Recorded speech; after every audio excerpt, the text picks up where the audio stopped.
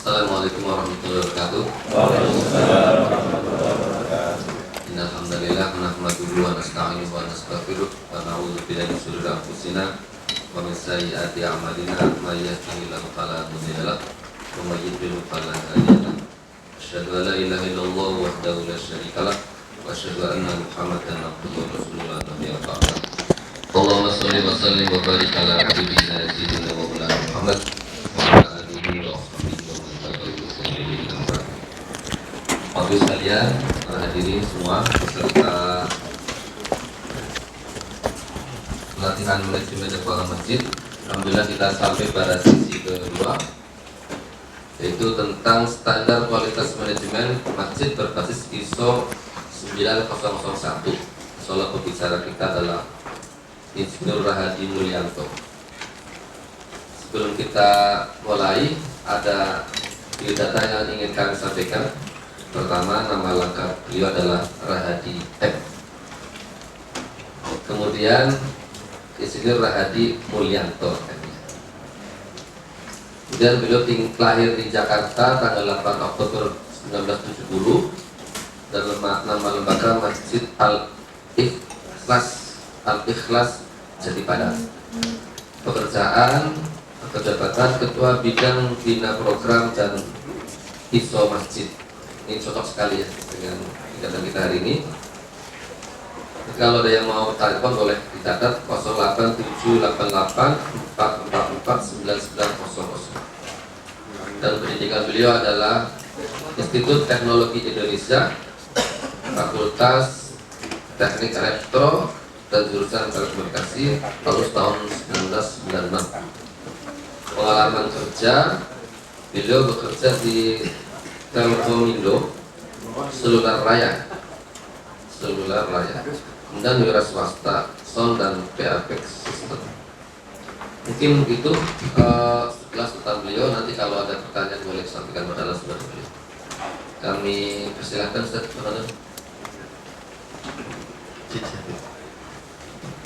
Bismillahirrahmanirrahim. Assalamualaikum warahmatullahi wabarakatuh.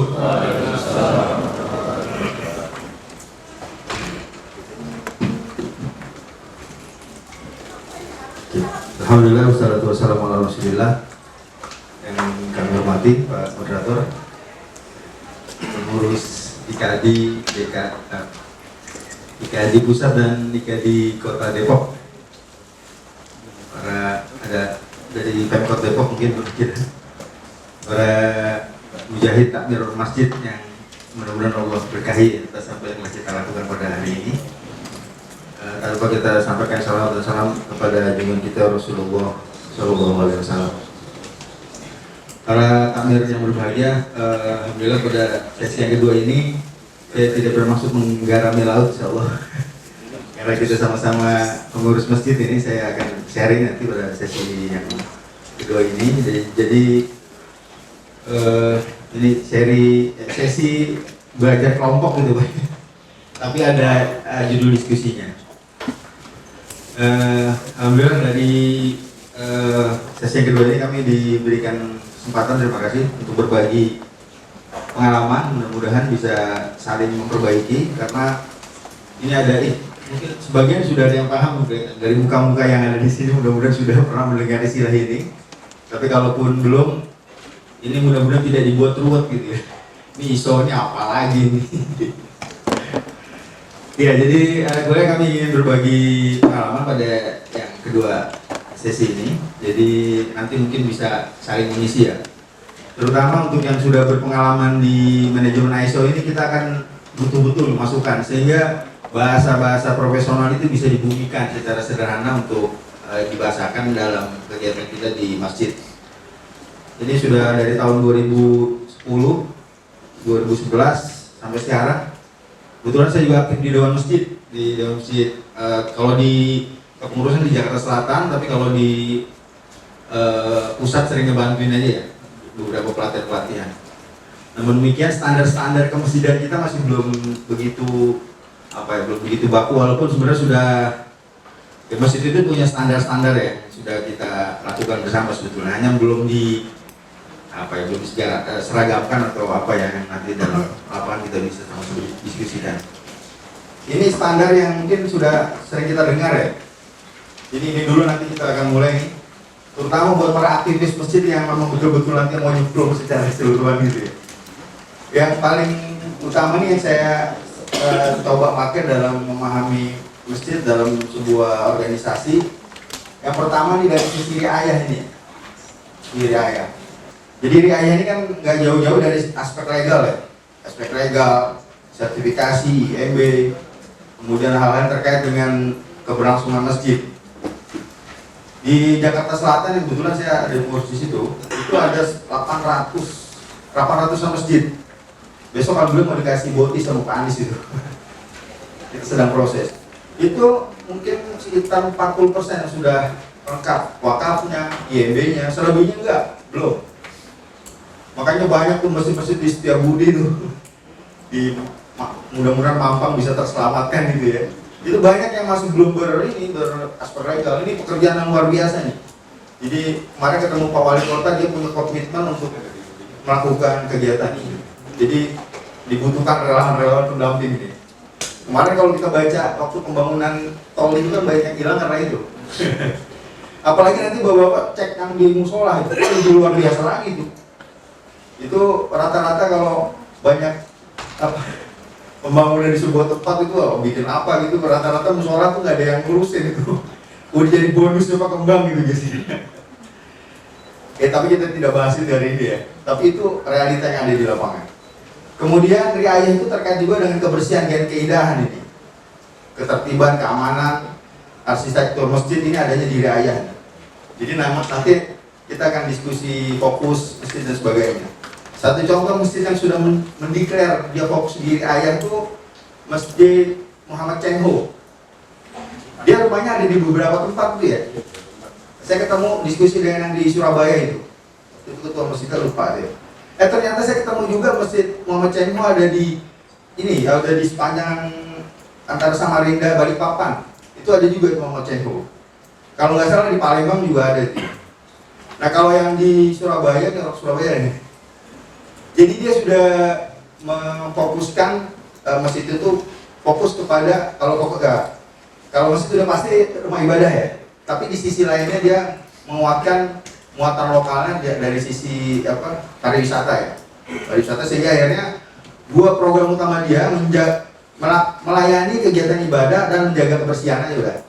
Jadi misinya itu kalau buang sampah, kalau seluruh pengurus ketemu sampah di depannya udah komitmennya ambil aja udah, itu aja tuh.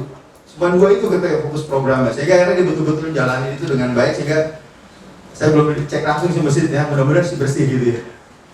Jadi itu dari sisi riayahnya. Nah, yang kedua dari sisi imaroh ini. Nah imaroh tadi yang sudah dijelaskan sama Ustadz kita ini ya. Jadi imaroh kan ini program kegiatan. Makanya mohon maaf, ini harus kita terima ya dengan segala keberagaman yang ada di kita nih ya. Jadi kalau yang dari sini saya memahaminya nanti kita kenal ada masjid yang masjid NU gitu, masjid Muhammadiyah yang pakai kunut, nggak pakai kunut, ini adanya di Imaroh nih. Ada masjid yang menggunakan madhab tertentu. Nah makanya nanti ini akan ada perbedaan dari sisi kalau dalam misalnya SOP-nya ya. Jadi pelaksanaan sholat kan kalau nggak pakai kunut, ya jelas dia nggak pakai kunut. Nanti kan dia akan tertulis gitu bagaimana aturan, kemudian turun lagi kepada institusi kerja kepada pelaksanaannya. Demikian juga sholat Jumatnya kan akan beda-beda nih. Dari sisi Imaroh ini yang dia punya ikatan yang tadi yang Ustaz sudah sampaikan itu ya. Jadi keberagaman madhab dan kemudian keberterimaan kita kepada perbedaan-perbedaan tadi. Sehingga akhirnya ya mudah-mudahan kita ya dengan keragaman ini bisa bersatu dan punya hal-hal yang menarik. Dan yang paling penting juga ini tadi nih, Imaroh ini akan erat kaitannya dengan muatan lokal yang ada di masjid kita nih. Kita bisa sedikit diskusi kalau nanti bapak-bapak ke Jogokarian pulang ke Jakarta, kalau ke dalam Jakarta ke Depok, itu mungkin implementasinya akan berbeda gitu. Karena kultur dan sebagainya itu akan mempengaruhi, nanti kita diskusi di bab selanjutnya ya. Nah kemudian di Idaroh ini ya. Jadi setelah Imaroh, yang ketiga adalah Idaroh. Idaroh ini tata kelola ini ya. Sudah jelas, sudah paham lah ya. Jadi yang kalau saya nanti akan menyajikan ya teknik sedikit tentang pengelolaan program.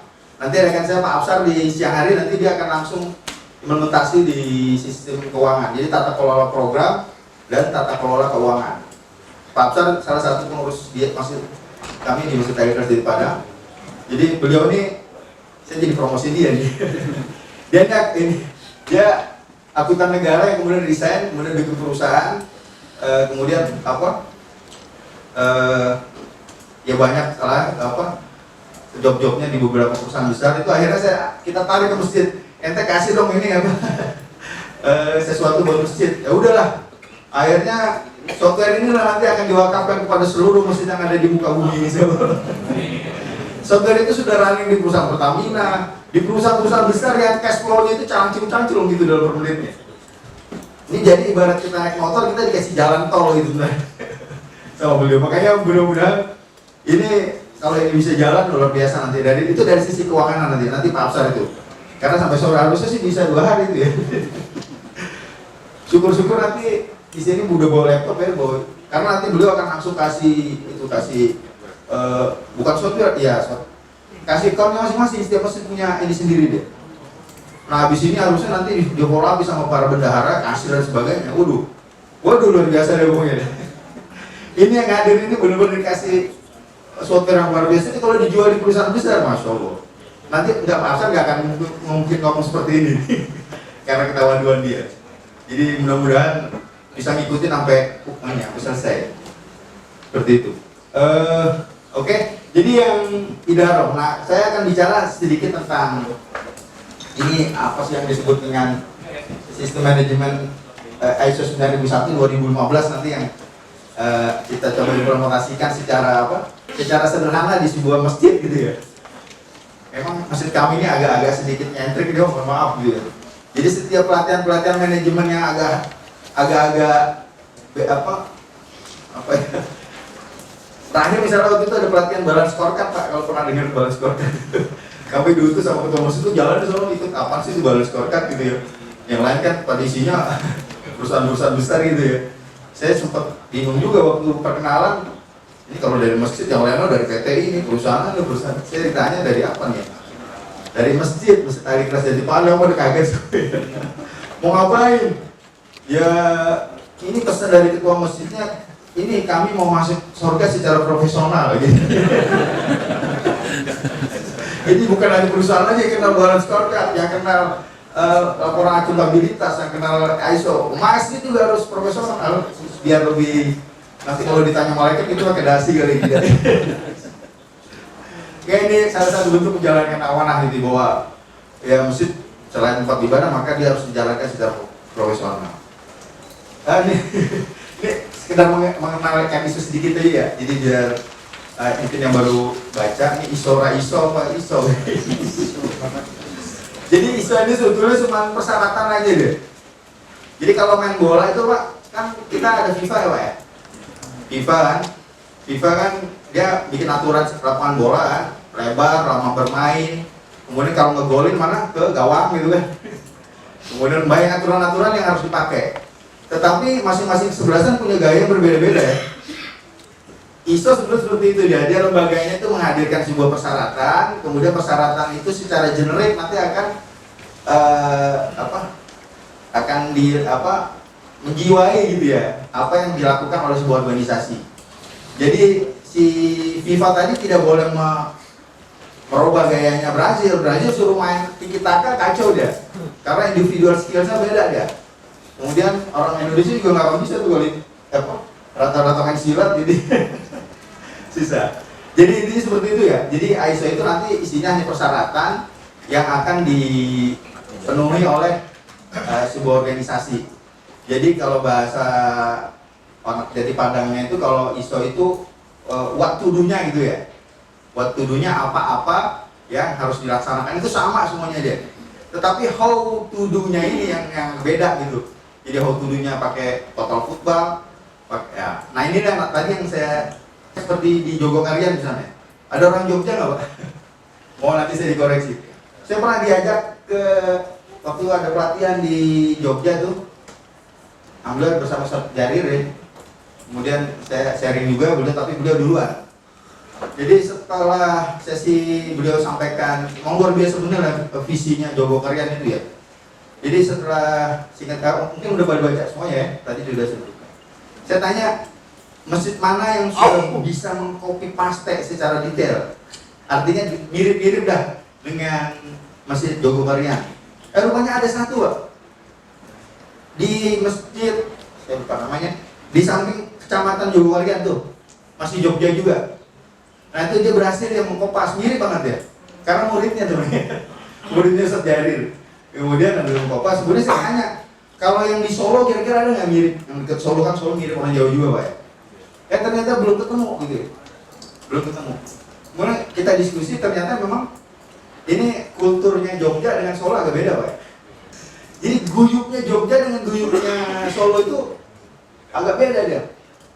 Nah akhirnya luar biasanya Jogokarian ini, dia berhasil mengkapitalisasi budaya orang Jogja menjadi program masjid yang luar biasa gitu loh.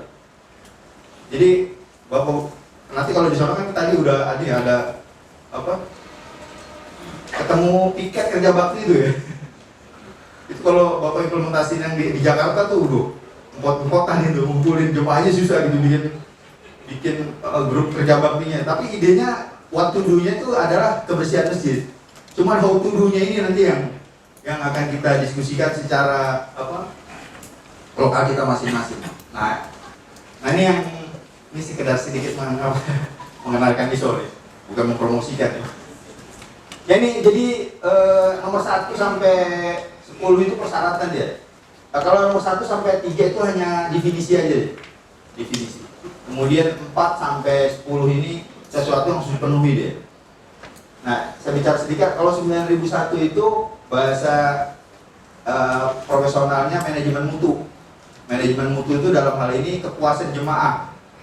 Kalau di kita coba menerjemahkan jemaah pelanggan ya, kepuasan pelanggan. Pelanggan kita anggap sebagai jemaah.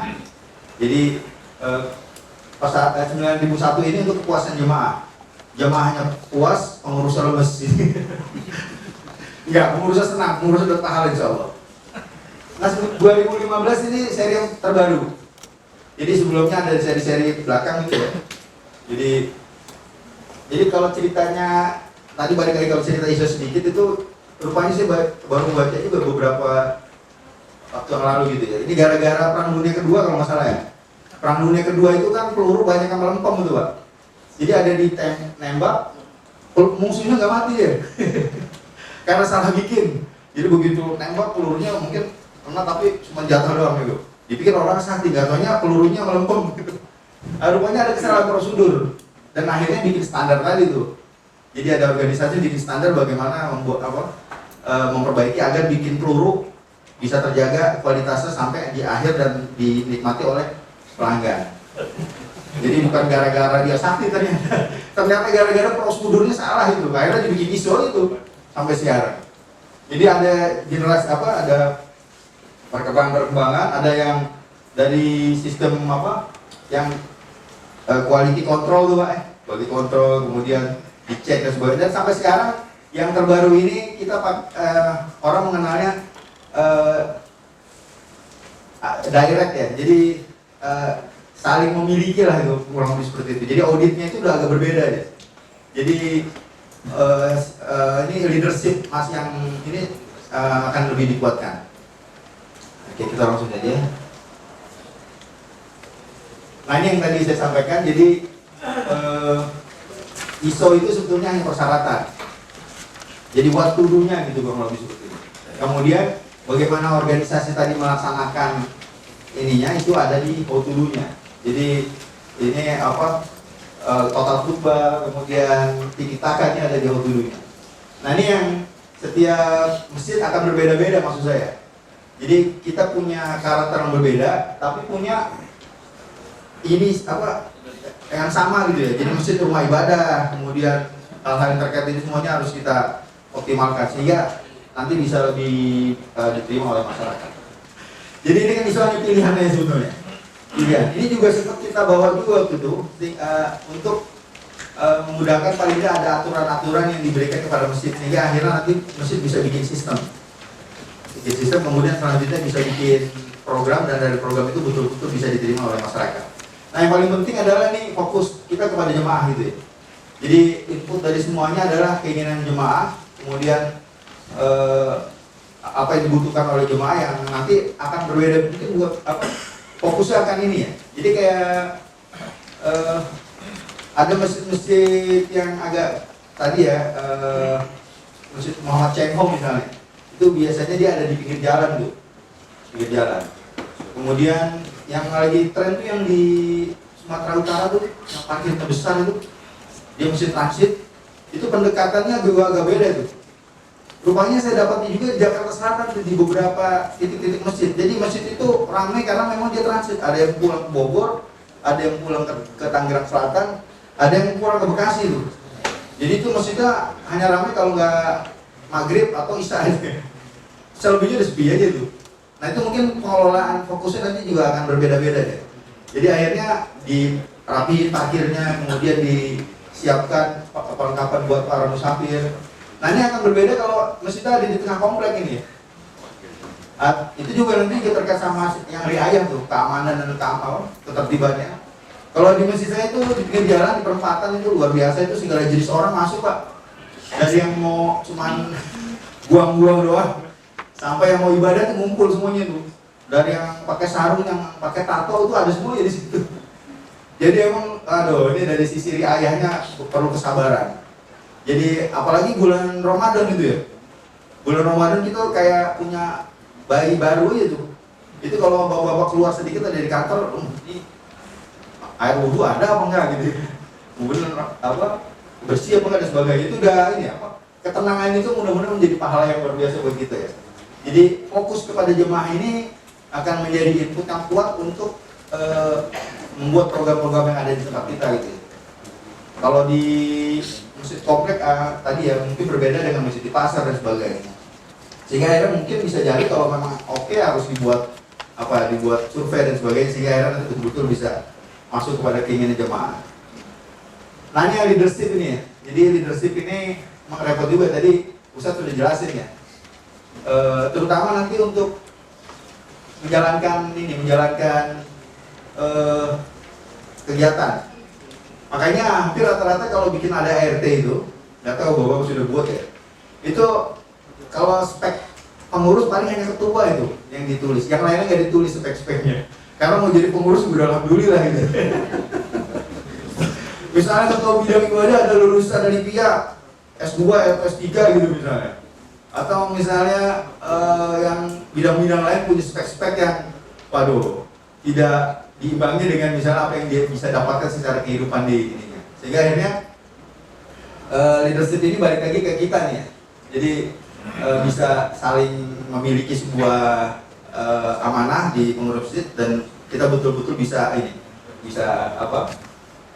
menjalankan itu ya. Jadi leadership ini bukan hanya ketua, tapi kita sebagai pengurus masjid juga bisa saling mengisi gitu untuk bisa memenuhi apa yang diamanahkan.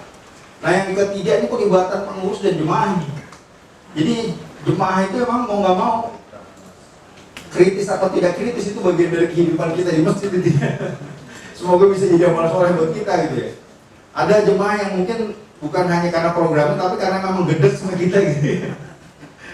Misalnya tadi Ustaz udah cerita juga tuh, kita naruh sendal miring aja salah itu ya, misalnya seperti itu. Tetapi ketika dia tetap dilibatkan dalam sebuah peluang-peluang itu tetap harus kita hormati dia. Kalau di ISO itu nanti misalnya ada lembar-lembar yang kita tetap berikan kepada jamaah, siapapun bisa ngisi, sehingga akhirnya nanti semua bisa kita inputkan untuk masukan kepada pengurus masjid dalam membuat program. Walaupun tidak semuanya. Nah, di kami ada tuh nanti ininya metode-metodenya. Nah, kemudian pendekatan proses ini ya, nanti kita diskusi itu ya. Kemudian improvement yang luar biasa ini. Ini nggak pernah kelar-kelar nih. Terutama kalau waktu kami di audit masalah kebersihan dan keindahan, itu hampir banyak temuan itu. Ini yang kedua juga sendal hilang. Apalagi kalau di pinggir jalan, masya Allah dah. Itu sendal hilang pertama yang kita lakukan waktu tahun berjalan itu kita punya piket. Tapi piket kita kan nggak bisa 24 jam Pak. Akhirnya tambah lagi orangnya, terakhir pakai CCTV juga. Tapi emang maling itu emang niatnya kuat banget sih ya, pakai CCTV aja masih ada yang ini, Masya Allah ya. Tapi alhamdulillah motornya udah gak ada hilang sekarang gara-gara ada CCTV. Dulu masih ada motor hilang karena di pinggir jalan. Jadi improvement ini gak pernah berhenti gitu ya. Saya sudah tanyakan ke auditornya tuh yang dari, ya udah karena memang itu tetap aja kita lakukan sebuah improve yang menunjukkan bahwa kita tetap memperhatikan perbaikan pelayanan. Jadi sendal hilang jangan jangan menjadikan nanti itu guna gulana gitu ya. Tetap kita coba ini. Kalau di beberapa tempat kan kayak ini sudah disiapkan sendal itu ya, sendal pengganti dan sebagainya. Mudah-mudahan bukan mobil yang hilang, kalau mobil yang ganti repot juga tuh. Kemudian putusan berbasis data ini. Jadi ada teknik-teknik pengukuran gitu, teknik mengukur buat imam, buat khotib, itu ada survei-surveinya kita. Kayaknya kalau kita bahas hari ini mungkin kelar karena harus 2 hari ini berbasis data. Kemudian yang kedua, yang terakhir ini membangun kemitraan ini. Bapak-bapak yang berbahagia, ibu sekalian, ini menjadi takmir masjid ini memang luar biasa ya. Tetapi kita bukan Superman ini. Jadi berkolaborasi dengan jemaah ini bukan kerjaan yang gampang. Jadi jangan anggap diri kita jago gitu ya, walaupun kita sudah berusaha mungkin, tapi tidak melibatkan banyak orang gitu ya. Jadi kita harus bermitra dengan siapapun yang bisa bermitra kebaikan dengan siapapun ya. Kalau bahasa anak jati padang lagi namanya mencari leverage gitu Pak. Jadi leverage ini kan bapak-bapak datang dari rumah kemarin sebenarnya bisa jalan kaki ya, tetapi bisa 2 bulan 3 hari mungkin habis. Tapi dengan mobil, dengan motor bapak, akhirnya dalam waktu 2 jam atau 1 jam bisa sampai tempat ini, dan mobil itu menjadi leverage buat kita sehingga kita betul-betul bisa cepat sampai sini. Mudah-mudahan nggak ada macet. Kalau macet ya kena gitu ya. Jadi akhirnya masjid harus bermitra kepada siapapun untuk mencari penguatan programnya gitu. Jadi misalnya kita jangan merasa besar sehingga kita udah yang lain kita abaikan dan tidak ada sinergi yang kita bisa dapatkan. Kebetulan kalau kami ya ada Dewan Masjid, ada MUI, ada pemerintah daerah, ada masyarakat yang semua kita gali potensinya sehingga akhirnya masjid memang betul-betul bisa menjadi wadah buat mereka untuk bisa menjalankan visi masjid.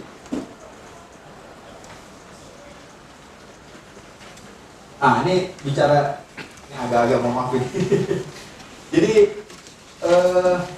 setelah tadi ada persyaratan yang ada di sistem tadi itu, kita bikin peta gitu Pak, kami bikin peta karena peta ini jadi bagian di mana kami bisa tahu kemana kami berjalan, kemudian siapa bekerja apa, siapa mengerjakan apa, kemudian semua bisa saling bersinergi.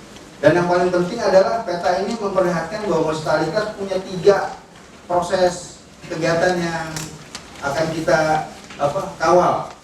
Yang pertama, ya sudah pasti ini kita melaksanakan kegiatan-kegiatan keagamaan sih. Nah, kegiatan keagamaan ini di yang nomor 1 Pak, di Religion Event Organizer. Dulu waktu mau di audit pertama, waktu itu masjid kami tuh dari ISC, kebetulan dia adanya di Australia waktu itu Pak. Kita cari-cari auditor yang pernah audit lembaga keagamaan, nggak pernah nemu waktu itu, tahun 2011. Nah, nama ISC ini kita dapat dari beberapa relawan auditor. Mereka punya banyak proyek di Timur Tengah katanya. Tapi ternyata di Timur Tengah nggak ada satu pun lembaga keagamaan yang di audit. Akhirnya udah cari saya diskusi via email gitu. Jadi intinya nomenklaturnya ISO-nya Masjid Al-Ikhlas ini nih Religion Event Organizer, Property Management, dan Fundraising gitu-gitu dah. Kan yang kita kenal kan ISO di pendidikan, di kesehatan dan sebagainya. Nah, untuk masjid sementara kita dapat ini. Nah, makanya 3 poin ini yang kita coba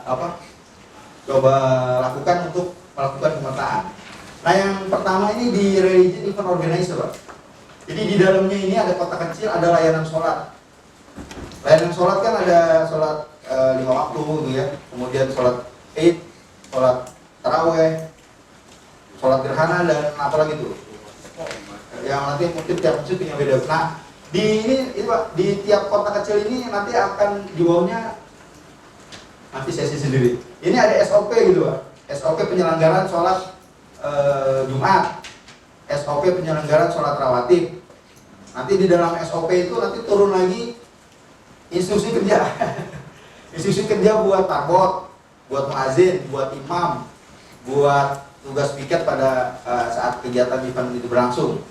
Nanti di sini dijelaskan lagi. Kemudian SOP untuk layanan masuk Islam. Kemudian SOP untuk pelayanan jenazah. Kemudian PHBI, Ramadan, pengajian, santunan, sosial dan giswah dan penyaluran kurban. Nah ini semua dilaksanakan oleh core bisnisnya masjid, yaitu bidang ibadah, dakwah, dan layanan umat. Kalau kami disebut bidang 2. Kemudian disupport lagi oleh bidang yang lainnya di bawah ini. Nah, ini yang nanti akan menjadi tugas utama ya, sama mungkin semua sama ya. Jadi nanti tinggal diterjemahkan. Mudah-mudahan dalam waktu dekat ini sudah jadi bukunya, nanti kita bisa share semuanya kepada siapapun yang ingin belajar, yang ingin jadi nanti isi-isi yang terkait dengan ini semuanya. Nah, kemudian di sini nanti yang terbaru lagi nih, kalau misalnya kita bicara di salah satu syarat ISO-nya lagi itu nanti di poin-poin pasal perencanaan. Ini kalau Bapak Ibu di perusahaan kan pernah kenal ini manajemen resiko Pak. Ini auditnya kencang bener nih kalau yang di 2015 nih. Jadi bagaimana menghadapi kalau khotib Jumat tidak hadir gitu ya. Bagaimana imam nggak ada di tempat, waduh. Itu auditnya kencang banget Pak kemarin tuh. Ini yang 2015 kita sudah 2 kali diaudit. Yang di Uber itu aja Pak, di manajemen resikonya itu. Jadi semua yang punya potensi ini bikin kader kita, kalau misalnya imam nggak datang, apalagi imam subuh. Imam subuh nggak datang, kalau jumlahnya banyak, biasanya kan imam subuh agak lebih ini Pak. Atau imam-imam yang zahir gitu ya. Itu kalau nggak ada ininya, waduh, main dorong-dorongan tuh. Setidaknya bikin jantung deg-degan gitu. Atau tensi darah naik gitu untuk pengurus yang mungkin tidak punya cadangan imam. Nah makanya manajemen resiko di layanan sholat ini, waduh, harus kuat gitu ya. Nah kemudian di properti manajemen ini sebetulnya tadi ini di ayah nih, jadi di kebersihan keindahan, jadi nanti pelaksanaan SOP untuk ketertiban, keamanan, kebersihan keindahan, kemudian juga mungkin pengelolaan ruang yang ada di sana gitu ya. Ini terutama untuk yang masjid-masjid yang trafiknya tinggi ini ya. Kalau di kami ini tingkat berubahnya ruang itu tinggi, kecuali ruang ibadah Pak. Ruang kelas itu karena berpindah-pindah karena kebutuhan kegiatan dan kebutuhan belajar. Jadi hampir tiap 2-3 tahun tuh pasti ada ruang yang berubah tuh, pindah sana, ini pindah kemari. Karena tadi ruangnya sempit, ruangnya kecil, kemudian kegiatan ya cukup agak banyak gitu, sehingga akhirnya perlu ruang-ruang yang dimodif masing-masing. Nah yang ketiga ini fundraising ini luar biasa ini fundraising. Jadi mungkin tiap masjid agak beda-beda ini ya, agak beda-beda untuk melakukan penetrasi ini ya. Jadi ini ada yang dari Jakarta Pak? Depok semuanya? Depok. Jakarta ada Pak? Di Jakarta itu setahu saya ini mungkin bukan bocoran ya, tapi informasi ya. Kalibata City Pak, ada masjidnya Pak situ ya? Prediksi Bapak sekali Jumat berapa ada Pak? Itu dia ada 36.000 unit. Tapi yang aktif sekitar mungkin 60% ya. Sekali tarik itu mengalahkan Istiqlal itu dia, sekali Jumat. 45 sampai 60 ya Pak? Iya juta Pak, juta. Jadi luar biasa benar, dia hidup dari kotak amal Jumatnya ini udah widi. Kemudian saya jalan lagi ke masjid di dekat Kebagusan, di Ragunan. Ini masjidnya masjid kampung. Jadi dia lakukan improve-nya itu waktu masih kotak itu dia ini aja dapatnya paling 2-3 juta gitu ya.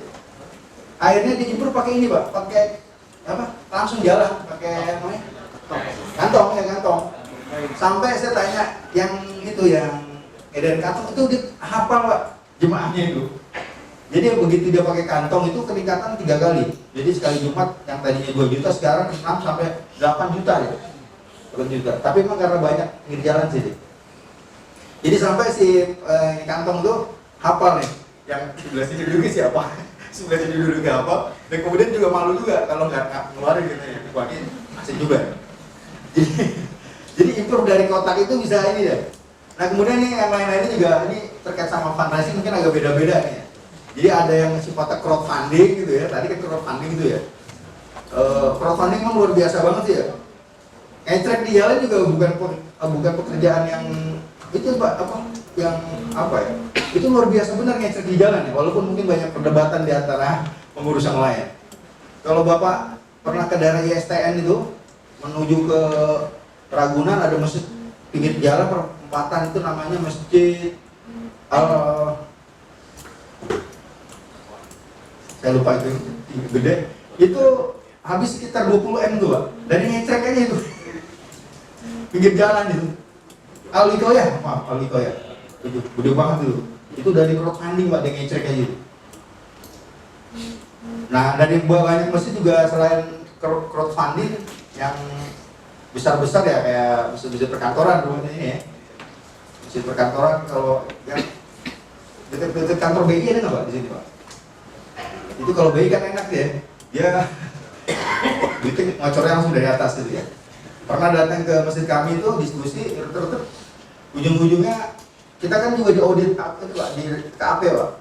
Jadi walaupun masjid Jami udah kita panggil KAP aja deh, buat trust aja. Begitu kita diskusi keuangan, waduh ini ada KAP-nya di sini. Pulanglah mereka ke sana, dikaget juga gitu. Jadi terlena karena duitnya udah tinggal ngocor aja Pak. Sehingga auditnya ini nggak berjalan. Ya ini memang masalah sensitivitas ini ya, memang masalah keuangan ini nanti Pak Absar yang akan bahas itu ya. Jadi intinya bagaimana masjid ini bisa mendapatkan apa? Jadi ya, yang kotak-kotak ini nanti akan lahir SOP Pak. Nanti kita akan diskusi di sesi yang berbeda kali ya. Nanti mudah-mudahan kalau bukunya bisa terbit nanti kita bisa share ke siapapun gitu untuk bisa saling berbagi. Jadi intinya di masjid ini ada 3 ya, mudah-mudahan ya walaupun berbeda cara tapi kurang lebih dia pasti memiliki kegiatan-kegiatan event organizer yang di sini banyak sekali nih. Kemudian juga nanti dia berbeda sekali lagi misalnya layanan sholat. Layanan sholat kan kalau tadi ada yang pakai kunut, nggak pakai kunut. Kemudian kalau azan Jumat misalnya ada yang azan 2 kali dan tidak 2 kali, itu nanti akan ditetapkan di SOP-nya sini nanti, dijelaskan dia. Sehingga akhirnya nanti orang-orang yang melaksanakan sistem tadi dia nggak bingung gitu ya, siapapun pengurusnya, pergantian pengurus dia akan mengikuti sistem yang sudah disepakati oleh mereka gitu di masjid tersebut. Nah intinya adalah semua dari jemaah ini ya, jadi jemaah menjadi input semua dan kemudian ya jemaah merasa puas dan pengurus bisa merasa senang. Nah untuk melakukan ini dan pada saat kita sudah tahu posisi ya, jadi bidang 1, bidang 2, anak remaja seperti apa, ibu-ibu seperti apa, bidang di kesehatan seperti apa, mereka sudah punya tugas masing-masing nanti di sini. Nanti dijabarkan dalam sebuah job desk misalnya, kemudian program-program yang akan dilaksanakan. Itu dan yang paling penting di sini ketika sistem ini nanti jalan, yang menarik itu ada audit Pak, audit program. Jadi kewajiban kami itu ada audit program 2 kali dalam setahun. Jadi nanti bidang 2 diaudit oleh bidang 3. Ngapain aja tuh selama itu ya. Jadi kemudian bidang 3 diaudit lagi sama ibu-ibu. Ibu-ibu diaudit lagi sama klinik diaudit lagi sama anak remaja. Jadi saling audit ya. Jadi ini bagus sekali buat dinamika organisasi tuh. Jadi bisa saling memahami apakah mereka menjalankan program apa enggak. Dan ini sekali lagi nih bisa menguatkan ya. Jadi kayak ibu-ibu tuh akhirnya ketika audit itu terjadi, ini ibu luar biasa ya. Akhirnya dia membantu sekretariat dalam melaksanakan kegiatan riayah kebersihan dan keindahan. Kemudian mereka mendampingi dan sebagainya. Nanti kalau balik lagi ke kebersihan itu di keindahan dan kebersihan. Contoh lagi di Masjid Jogokarian itu ya. Itu kalau bawa pernah ke sana itu di masjid di apa di kamar mandinya itu Bapak nanti coba cek dah. Itu ada tulisannya Ustaz Salim ya. Salim apa? Salim Afila ya. Kemudian ini tugasnya Ustaz Salim di sini. Tugasnya Ustaz Jarir di sini. Jadi ditulis tuh dia. Jadi semua Jazir.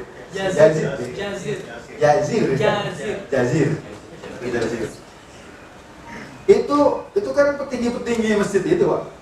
Tapi dia punya komitmen ikut apa? Bersih juga, proses juga. Aduh, luar biasa benar. Selain ada petugasnya, dia juga ikut. Dan dia tulisin aja kalau nggak salah. Saya belum lihat sih, tapi kemarin teman-teman lihat di situ. Nih, pokoknya ini jatah gue nih. Jadi mau masuk surga, marbot doang. Jadi pengurus masjid juga mau masuk surga dengan cara gosok kamar mandi.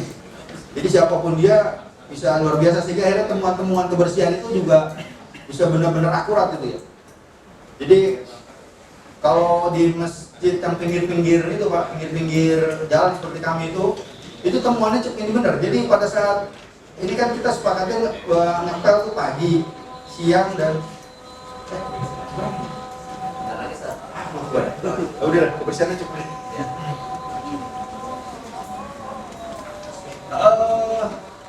Satu aja nih yang paling penting juga. Jadi sesuatu yang bagus adalah sesuatu ketika kita bisa mengukur. Ini bahasanya jadi sesuatu yang kita bisa ukur sudah pasti gampang kita manage. Sesuatu yang kita bisa manage sudah pasti gampang kita arahkan gitu loh Pak ya. Ini bahasa intinya. Jadi intinya semua yang kita lakukan bisa terukur. Nah cara mengukurnya kami lakukan prosesnya seperti ini. Tapi intinya ini contohnya nih. Jadi kami punya rapot, ini saya sebentar lagi akan terbitkan rapot di akhir tahun. Jadi saya terbitkan rapot di pertengahan tahun dan akhir tahun. Ini contohnya misalnya bidang sekretariat dapat, ini mohon maaf ini nilainya agak terlalu tinggi kalau ya kami ini. Jadi banyak yang dapat nilai kecil-kecil. Jadi bidang ini masing-masing seperti ini. Ini rata-rata capaian kinerja Masjid Al-Ikhlas di tahun 2016 contohnya ini. Nah, kemudian ini nanti kita hubungkan dengan ini tadi nih. Apakah Masjid Al-Ikhlas sudah mencapai apa yang diinginkan oleh jemaah? Nah ini yang kita laporkan tiap tahun dan nanti akan kita exercise kekurangan apa dan apa yang harus diperbaiki. Jadi nanti yang tiga ini sebetulnya ini ada sesi sendiri nih ya. Nanti ini akan jadi kumpulan buku. Jadi di dalamnya ada SOP pelaksanaan sholat, segala ini model-model sholat ya. Bukan model sholat, maksudnya tadi sholat Jumat, sholat Id, sholat wajib dan sebagainya. Jadi nanti di dalamnya turunannya cuci kerja dan sebagainya. Memang bahasanya agak kaku nih. Nanti dipelajari ini nanti saya sendiri bikin juga itu bagaimana nanti standar-standar kebersihan dan sebagainya. Kemudian pengelolaan keamanan ketertibannya di situ ada urutan sampai di fundraising. Jadi nanti tadi diskusi dengan beberapa peserta memang sudah ada yang terbiasa juga dengan kegiatan seperti ini. Namun demikian ini kita bahasakan menjadi bahasa masjid. Mudah-mudahan dalam waktu dekat ini kalau kita bahas juga. Yang penting ini mungkin sedikit nih saya mau berbagi ini di tadi kenapa ada presentasi kinerja. Jadi kami di Masjid Al-Ikhlas Jati Padang punya 83 program di tahun ini, di tahun 2018 83 program. Kemudian 83 program itu tertulis dalam setiap program itu satu lembar ya. Ini sayangnya nggak masuk di sini, ada di nanti bisa di share tuh sudah. Jadi istiqsar program. Jadi di bidang dakwah ini ada 8 program. Satu misalnya program sholat wajib, kemudian sholat Jumat, pengajian, kemudian buka puasa Senin Kamis. Itu masing-masing itu dia tertulis dalam satu lembar ya. Satu lembar. Nah, contohnya misalnya di sini penyelenggaraan sholat Jumat. Ini sudah lakibnya nih, sudah rapot yang kami serahkan setiap pertengahan tahun dan akhir tahun. Jadi sebenarnya di baliknya ini ada istiqsar program. Intinya di istiqsar program itu ada nama program, kemudian ada nomenklaturnya. Nomenklatur ini kalau sudah disepakati di rapat kerja itu menjadi ini, jadi nomenklatur di akuntansi. nanti Pak Absyad tuh jelasin gitu. Jadi nanti ada nomenklatur di akuntansi disepakati apa gitu. Jadi apakah masuk ke sarana prasarana atau masuk ke pembiayaan personal atau masuk ke penyaluran zakat dan sebagainya tuh nanti. Nah, kemudian di sini ada rincian kerja nih. Nah, rincian kerja ini nanti yang akan jadi bahan untuk audit ya. Jadi misalnya pembuatan daftar khotib dan seterusnya nih sampai beberapa poin-poin. Nah, yang paling penting ini di laporan akuntabilitas itu ada 3 item nih. Jadi 3 item itu input, kemudian output dan outcome.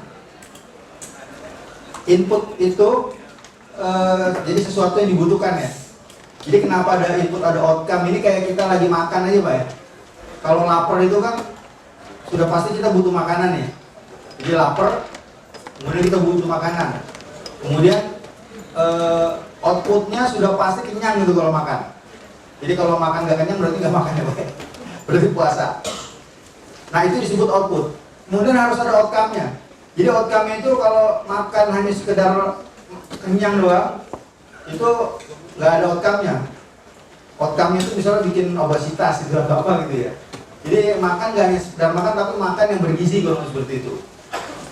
Nah, di input di outcome ini ada namanya indeks apa? Ada KPI-nya Pak ya. Ada Case Performance Indicator-nya, ada indeks kinerjanya gitu yang disepakati nanti. Nah, kemudian di sini input ada dana, ada SDM atau pengurus yang melakukan pekerjaan itu, kemudian waktu yang dilakukan untuk pelaksanaan kegiatan, kemudian ada pedoman dan rapat-rapat koordinasi.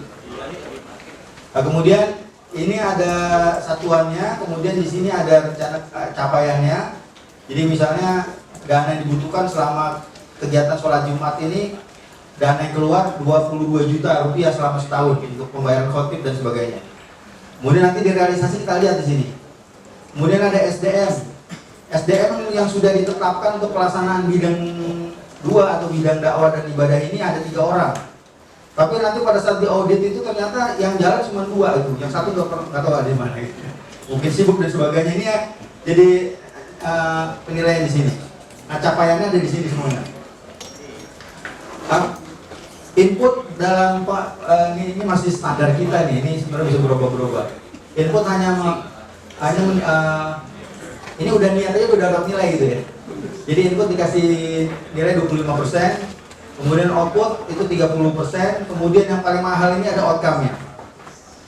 Nah, pelaksanaan sholat Jumat. Jadi pelaksanaan sholat Jumat outputnya itu yang pertama yang sudah kami sepakati tersusunnya daftar khotib dan imam serta materi khutbah. Ini ada tambahan sebetulnya sebelum bulan berjalan, sebelum tahun berjalan. Jadi penyusunan daftar khotib dan imam ini harus sudah selesai di bulan Desember. Jadi kalau selesainya di bulan Januari Februari itu udah lewat gitu. Bagusnya di Desember. Jadi kalau misalnya nanti kita lihat bidang 2 itu tidak melaksanakan kegiatan ini di bulan Desember, itu wah ini repot nanti nyari apa khotib Jumat. Terutama khotib yang punya ini ya, punya kapasitas yang bagus. Kemudian memastikan terkirimnya undangan khotib dan imam. Dan yang ketiga ditetapkannya petugas Jumat, MC, muazzin dan petugas piket yang lainnya yang dirasa perlu. Nah outcome-nya nih, outcome-nya harus punya sesuatu yang lebih dari itu ya. Di sini kita tulis hanya 2 nih ya. Jadi yang kita sepakat di ahli kelas itu untuk kinerja output hanya 3, kemudian kinerja outcome 2 karena agak mahal harganya. Yang pertama terlaksananya kegiatan sholat Jumat 52 kali dalam setahun. Jadi 2016 itu ada 52 Jumat. Jadi kalau sampai nggak ada kegiatan Jumat di 1 kali gitu, libur sholat Jumatnya, ini temuan ini. Tapi repot kalau masjid kantor ini biasanya. Masjid kantor sama masjid sekolahan ya Pak ya. Sudah mendedikasikan diri menjadi masjid, tapi pada saat libur kosong. Kalau di masjid jami ini jadi temuan ini, harus memastikan bahwa ada sholat Jumat. Kalau enggak ya udah. Berarti. Nah yang kedua, pelaksanaan sholat Jumat yang nyaman dan mendidik ini. Ini memang ini masih belum terdefinisi dengan bagus, cuma bidang kami menulisnya seperti ini. Nah ini akhirnya kita ukur pakai survei Pak. Survei, jadi survei kepuasan jemaah itu kita lakukan setiap selambat-lambatnya 6 bulan sekali. Jadi feedbacknya kita dapetin dari situ.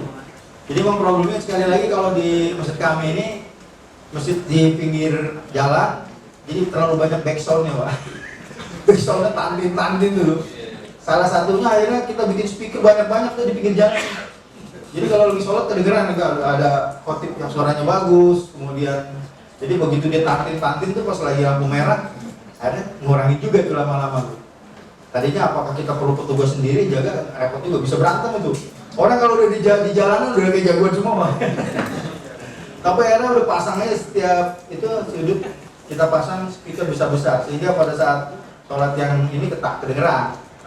Akhirnya tantin-tantinnya dia ini juga ketahan di situ. Nah ini seperti ini pengukurannya, kemudian dari sini secara singkat kita dapatkan hasilnya, dan ini yang nanti kita akan evaluasi ke masing-masing bidang. Masing-masing bidang, ini kebetulan di bidang saya akan memberikan rekomendasi ke masing-masing bidangnya. Ini ente, kenapa dari 3 orang cuma 2 orang yang ini ya? Walaupun susah juga ngajak 2 orang pokoknya. Orang datang ke masjid juga susah, tapi paling tidak ada catatan gitu ya. Ada catatan yang kita berikan kenapa kinerjanya kurang. Nah ini metode ini memang masih sedang diperbaiki karena ini terlalu galak ini. Nilainya terlalu ya strict gitu. 0101 aja, kalau nggak terlaksana 0, kalau terlaksana 1 waduh. Kemarin saya di juga. Jadi kemarin komplainnya misalnya pada saat penyusunan jadwal khotib ini karena waktu mereka terbatas ya, kita sama-sama paham masih sibuk, jadi rata-rata jadwal khotib itu selesai di bulan Februari ya udah alhamdulillah rata-rata bulan Januari pertengahan udah selesai, tapi paling tidak sih buat ngingetin gitu ya, ngingetin bahwa jadwal khotib harus segera selesai di tahun bekerja. Nah ini setiap program kita tulis kalau yang di kami, kemudian ujung-ujungnya dirata-ratakan di sini.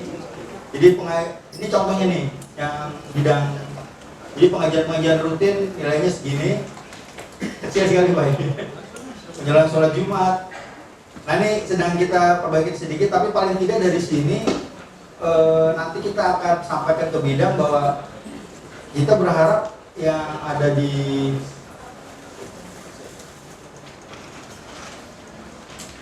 sini nih, ini bisa betul-betul bisa terlihat. Jadi target kami di sini tuh nilainya 70% di sini. Tapi memang berat kemarin sedang evaluasi sistem penilaian. Jadi nanti kemungkinan besar ini penilaiannya akan KPI-nya akan kita turunin gitu Pak. Biar ini bisa dapat sesuai dengan apa yang diinginkan. Kurang lebih seperti itu, mungkin tambahan sedikit. Jadi cara hitung-hitungnya mungkin nggak sekarang Pak, tapi itu hanya insight dulu. Nanti kita akan diskusikan di dalam. Demikian Pak Absar ini udah lagi parkir gitu. Baik, terima kasih. Bapak sekalian, kalau ada pertanyaan. Assalamualaikum warahmatullahi wabarakatuh. Nama saya Kabudi dari Masjid As-Saadah Mutiara Depok. Yang ingin saya tanyakan satu mengenai standar ISO. Tadi kan disebutkan ada beberapa salah satunya kegiatan ya Pak ya. Apakah untuk keuangan termasuk juga di audit ISO juga Pak, salah satu sarana. Kedua, bagaimana atau tingkat kepuasan jamaah itu berapa kali disurveinya dalam setahun atau berapa bulan per semester atau gimana? Terus untuk yang ketiga, apakah ada sanksi apabila salah satu petugas atau anggota pengurus yang tidak menjalankan standar SOP itu? Terima kasih, itu aja Pak. Assalamualaikum warahmatullahi wabarakatuh. Assalamualaikum warahmatullahi wabarakatuh. Nama saya Arianto dari Masjid Al Istiqomah Depok Timur. Saya mau menanyakan, Bapak tadi mengatakan bahwa di Masjid Al-Ikhlas itu selalu melakukan survei. Yang saya mau tanyakan bagaimana itu pelaksanaan survei itu, dan kalau boleh poin-poin apa yang disurvei itu, sehingga kami bisa melihat keinginan dari jamaah. Terima kasih, itu aja. Assalamualaikum warahmatullahi wabarakatuh. Mungkin Mas ini Dua aja pelan. baik, Pak. Satu saja ya, Pak. Ya, Assalamualaikum warahmatullahi wabarakatuh. Saya mau tanya ukuran Bapak tadi itu kan Masjid Jadi Padang ya. Standar 100% itu apa gitu? Apa? Saya Irwan Nasution, Masjid Jami Al Ihsan. Terus yang kedua, kan masjid belum terbiasa begini merapotkan ini ya. Bagaimana cara mengatakannya kepada pengurus? Kebanyakan kan ngomongnya begini, apalagi orang Depok. Ya arah dibetul amat sih, ini aja dah. Terima kasih Pak. Mungkin kalau kita kelompok 4 tadi cukup ya, Pak. Bismillahirrahmanirrahim. Assalamualaikum warahmatullahi wabarakatuh. Perkenalkan, nama saya Muhammad Ikhwan dari Masjid Baitul Iman Maharaja RW 16. Yang saya tanyakan ada dua macam. Yang pertama mengenai masalah penyusunan program, terutama masalah Ustadz ya, baik kajian maupun short khutbah Jumat. Ini apakah punya kriteria atau dalam hal ini lah untuk supaya dalam hal ini baiklah dalam terima Ramadan berjamaah. Yang kedua,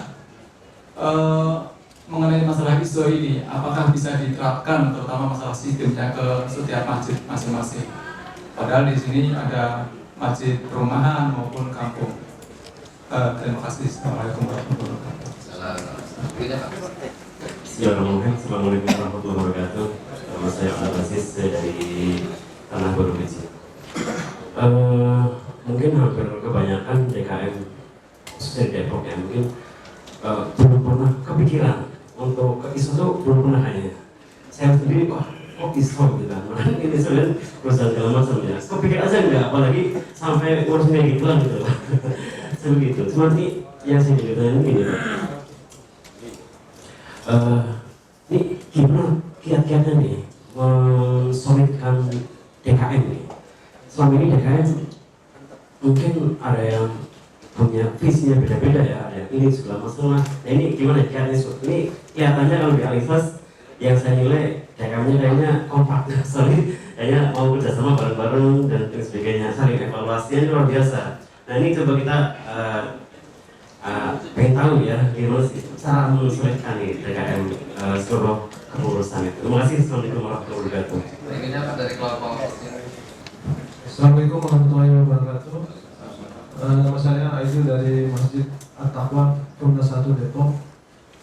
Ini yang saya mau tanyakan terkait dengan ini Pak, terkait standar ISO yang diantaranya kriterianya terkait dengan aspek legalitas sertifikat tanah dan wakaf ya. Nah, ini apakah misalnya seperti di Depok ini mungkin banyak masjid-masjid yang merupakan masih fasilitas umum gitu Pak ya. Kira-kira untuk memenuhi standar ISO ini apakah statusnya harus ditingkatkan gitu Pak ya? Dia menjadi apa? Wakaf ya, diwakafkan ke dalam bentuk saya nggak tahu apakah yayasan atau lembaga tertentu, atau dengan fasilitas umum itu sudah bisakah diterapkan dengan ISO begini? Atau selanjutnya bagaimana proses legalisasi kepemilikannya Pak? Nah, ini yang perlu kita perhatikan karena kan banyak beberapa masjid atau tempat-tempat ibadah yang digusur gitu Pak ya, karena terkait dengan kepemilikannya yang belum clear gitu Pak. Assalamualaikum warahmatullahi wabarakatuh. Nama saya Pak Iwan Masjid, pengurus Masjid Al-Istiqomah Argon dari Depok. Yang saya tanyakan kepada Pak Ismail Wahadi. Jadi salut ini apa namanya masjid katakan di Al-Isyaf di Jadi Padang. Jadi menerapkan sistem ISO itu. Ini satu-satunya kali ya di dunia atau di Indonesia atau di Surabaya? Iya, baru 2 begitu. Jadi ini sesuatu yang kita kata tidak jamak, tapi salut ini masjid begitu. Dengan istiqomah saja masjid negara, ya kan tidak menerapkan ISO. Tapi kalau kita lihat marsumen ini masya Allah. Ya. Nah, kira-kira gitu aja nih untuk mengapply ISO itu kan nggak murah ya. Minimal pada saat 50.000 US$. Masjid kita aja punya 100 juta untuk bayar auditor. Mungkin ini ceritanya mungkin ada cerita yang menarik sehingga masjid ini kaya banget tuh untuk mendapatkan mungkin apa gratis atau gimana ya. Sedikit ceritanya. Terima kasih. Assalamualaikum warahmatullahi wabarakatuh. Kira-kira pengurus masjidnya digaji tidak ya? Satunya kelihatan. Nah, silakan Ustaz, kayaknya tadi orang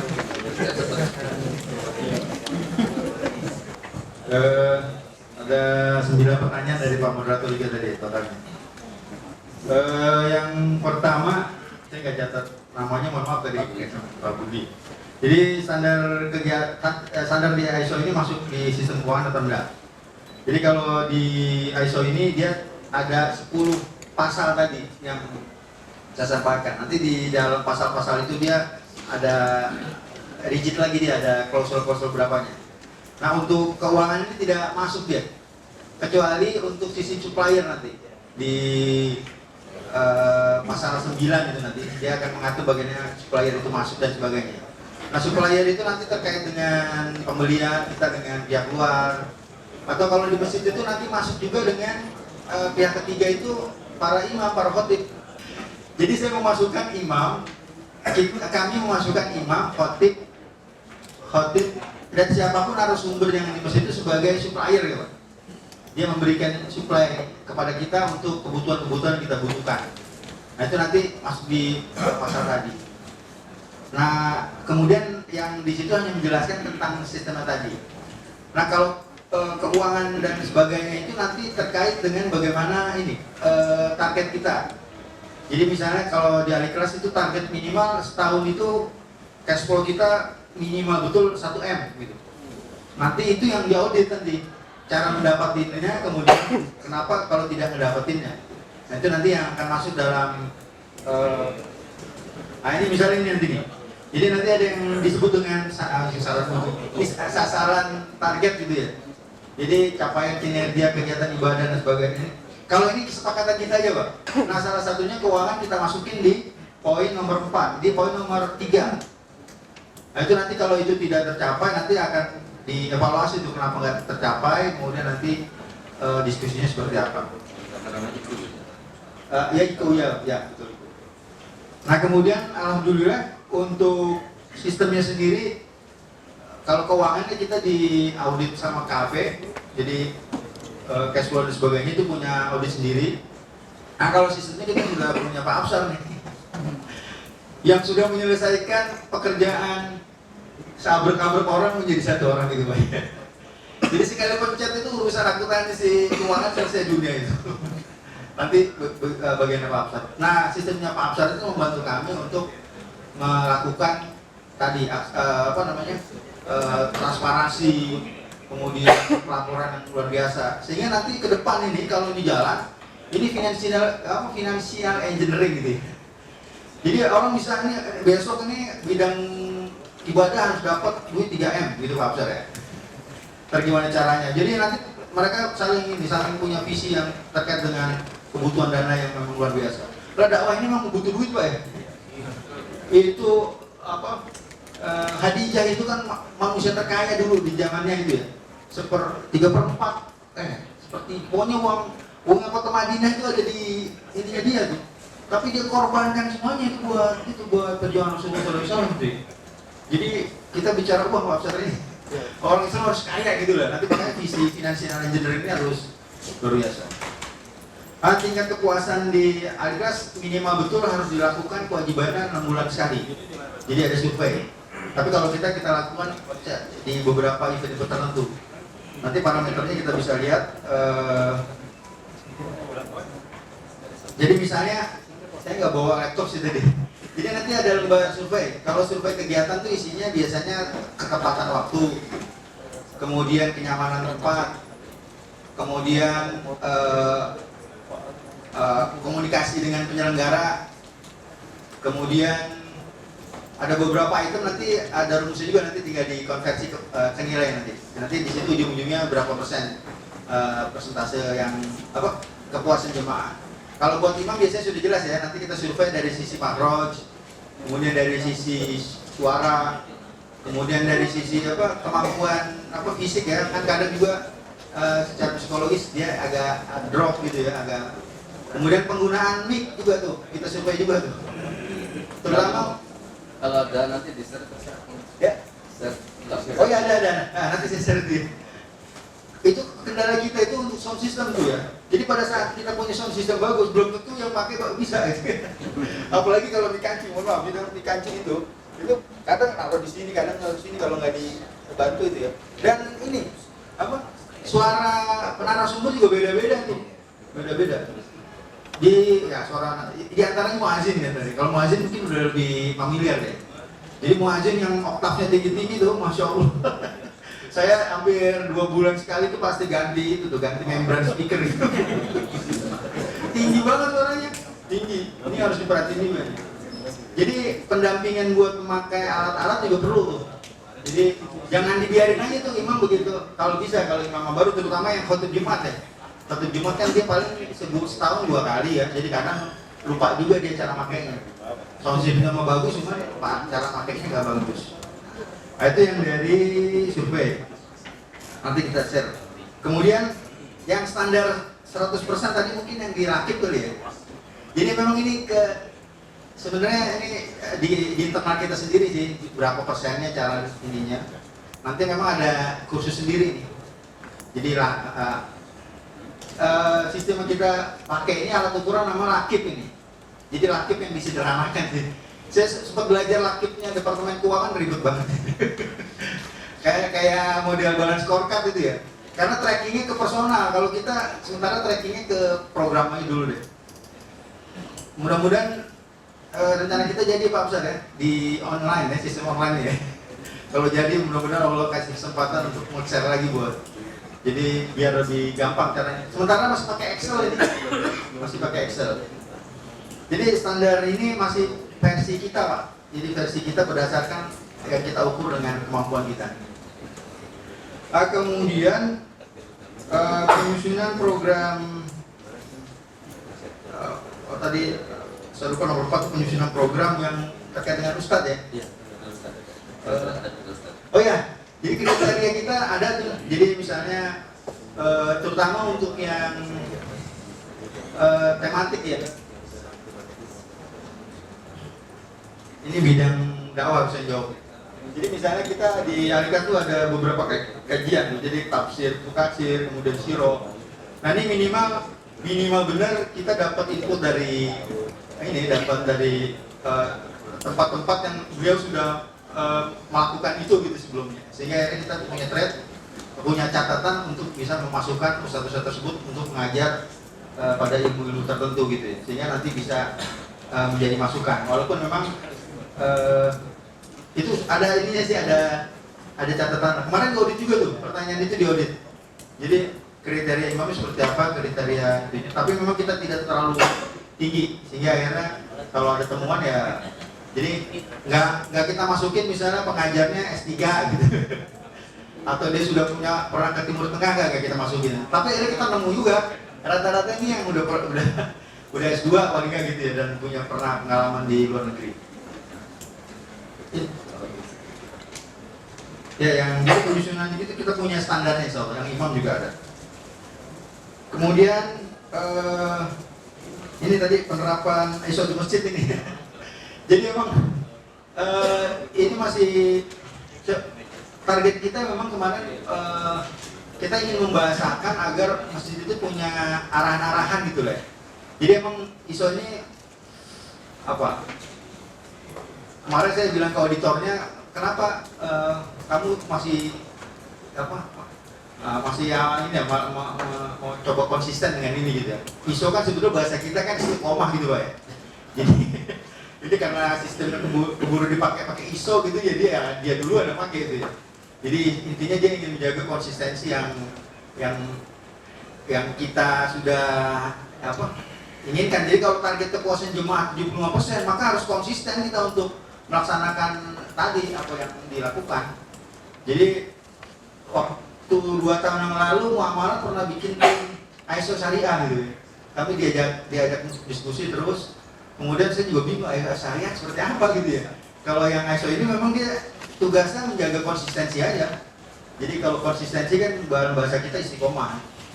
Nah memang targetnya ini saya bilang ke mereka ini, kita lagi mau ngebangunin orang lagi tidur di tengah malam pakai petasan gede, bisa teko gitu. Jadi membangkitkan suasana awareness, kesadaran kepada semua orang yang mengelola masjid ataupun siapapun, ini rumah Allah nih. Kalau dikelolanya cuma yang ya ece-ece ya sekedarnya saya. Jadi berdayakan aja masjid ya, walaupun memang bahasa ISO ini agak sedikit perlu dirapikan lagi, perlu dibumikan. Ini luar biasa bener Pak. Tadi saya sudah bilang di Jakarta Selatan ini ada 800 masjid, ada 1.200 musola.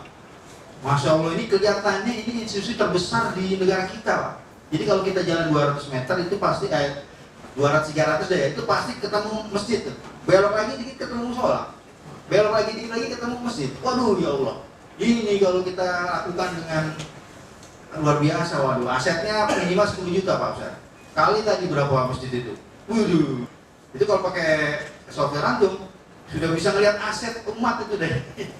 Integrasinya bisa dilakukan seperti itu. Biayanya jadi ini nyentrik juga nih. Jadi waktu pertama kali audit itu yang dari Australia itu malah ngasih duit ke kita. Kita sampai sekarang hanya bayar akreditasi. Jadi sertifikasi kan bayar tuh ya. Nah setelah disertifikasi ada akreditasi. Saat ini kita hanya bayar akreditasi Pak Ustaz. Setahun bayar 8, terakhir naik jadi 9 juta. Jadi hanya bayar itu. Sertifikasinya gratis ya Ustaz. Mungkin karena dia juga mau belajar ini, orang Indonesia nekat banget sih ya mensertifikasi lembaga masjid ini. Kita juga bingung juga. Bukan nekat sih sebenarnya, cuma mau istiqomah aja. Mungkin ada sistem lain gitu ya, nggak apa-apa.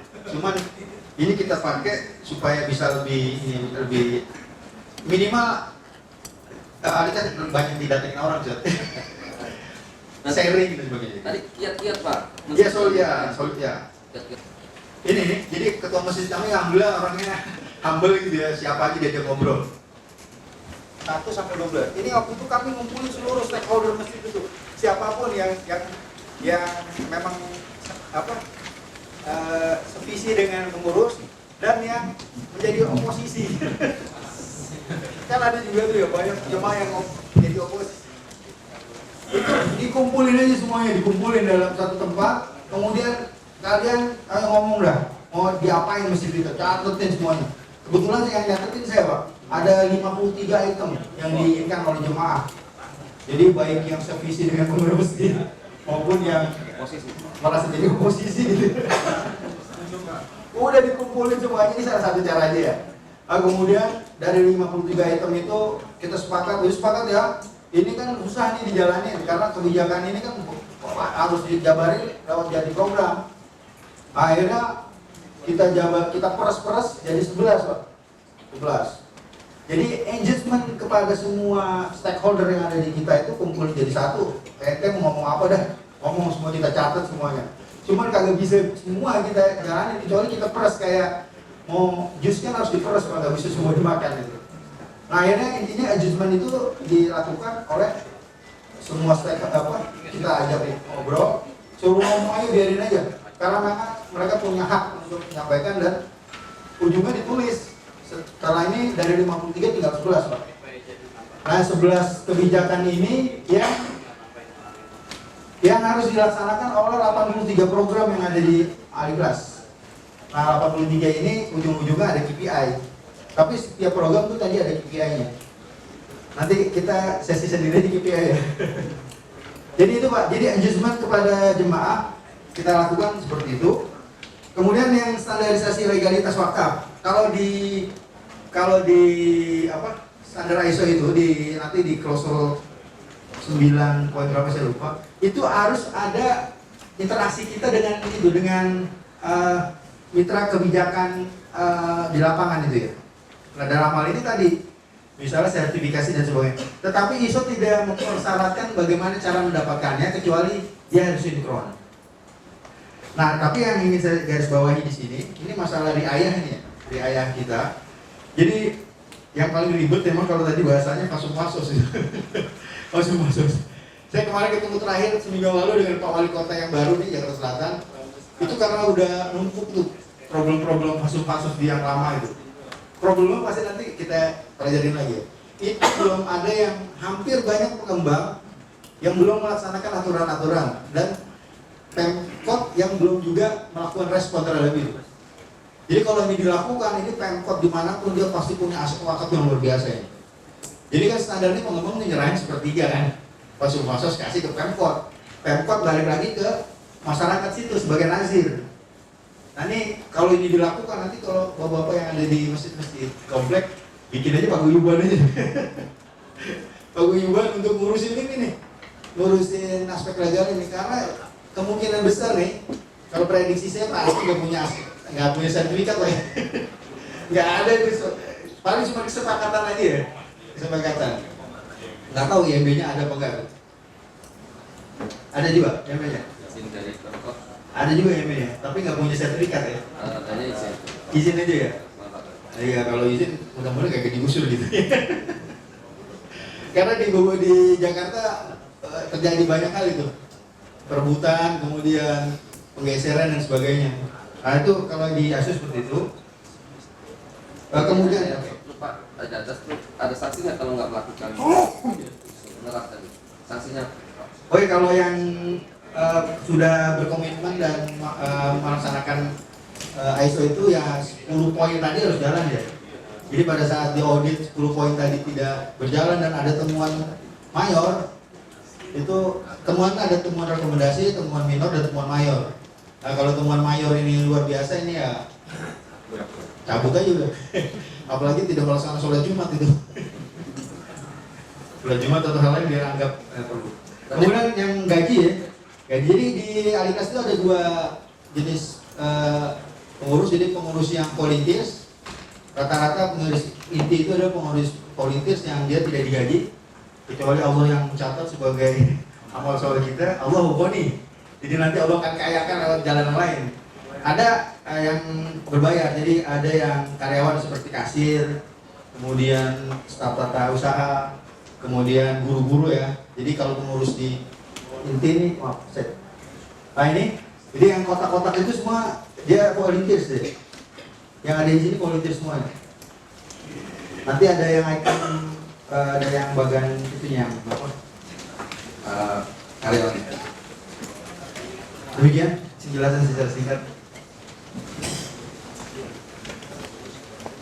Terima kasih Pak Rahadi atas penjelasannya. Semoga kita bisa menduplikasi manajemen modern ini, dan mungkin juga tema-tema berikutnya setelah isu itu biasanya knowledge management itu juga bisa, atau masjid university gitu.